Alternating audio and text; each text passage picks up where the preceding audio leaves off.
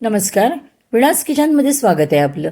चला, आज आपण कोकणातल्या शेंगांचा रस्सा तयार करूया.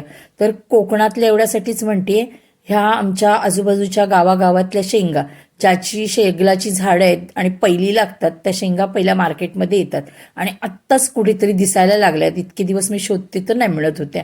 बाकी तशा घाटावरून वगैरे येणाऱ्या शेंगा भरपूर येतात इथे, पण कोकणातल्या अगदी ठराविक सीझनमध्येच मिळतात आणि ह्या शेंगांचा रस्सा अगदी चिकनसारखा बनतो. तर इथे वाटण घेतलंय बघा, कांदा, खोबरा, आला, लसूण आणि कोथिंबिरीचे देठ, आणि ह्याच्याबरोबर ना शेंगांची सालं होती ती बाजूला काढून टाकली, चुकून ती त्याच्यात पडली जाऊन होती. तर इथे बघा आपण वाटण आणि मालवणी मसाला, हळद टाकून छान असं वाटण वाटून घेतलंय. फोडणीमध्ये बघा आपण कांदा टाकलाय, त्याच्यानंतर आपण मालवणी थोडासा मसाला टाकूया तरी येण्यासाठी, थोडासा ढवळून घेऊया आणि गरम पाणी टाकूया, मग तरी छान येते. आणि माझ्या जेवणात तेल कमीच असतं, त्याच्यामुळे मी गरम पाणी टाकते आणि तरी काढते, कारण तेल तसं घातकच आहे, हे तुम्हालाही माहिती आहे. त्याच्यामुळे जास्त तेल मी वापरतच नाही.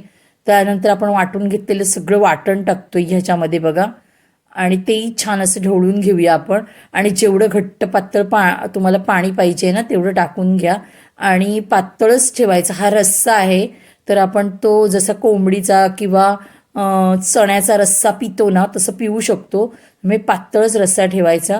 आणि त्याच्यानंतर ह्याच्यात मीठ आणि ज्या शेंगा आपण साफ करून घेतल्यात ना त्या टाकणार आहे.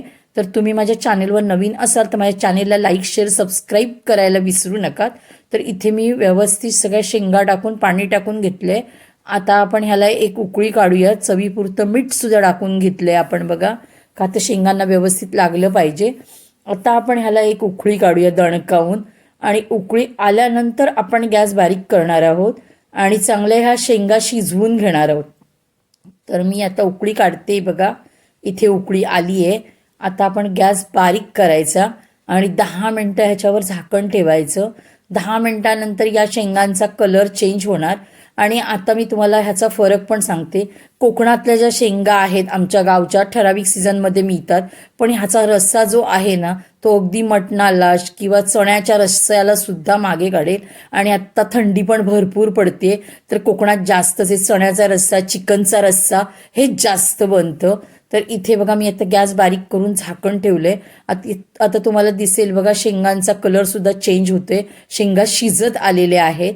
आता आपण एकदा त्यांना चेक करूया शिजल्या की नाही ते, आणि त्यानंतर आपण गॅस बंद करूया. तुम्हाला कोथिंबीर पाहिजे असेल तर तुम्ही टाकू शकता. आणि हा जो आहे ना रस्सा, हा तुम्ही सुका बांगडा भाजायचा त्याच्याबरोबर खाऊ शकता, किंवा मग कापो वगैरे, काय एक नंबर लागतो. धन्यवाद.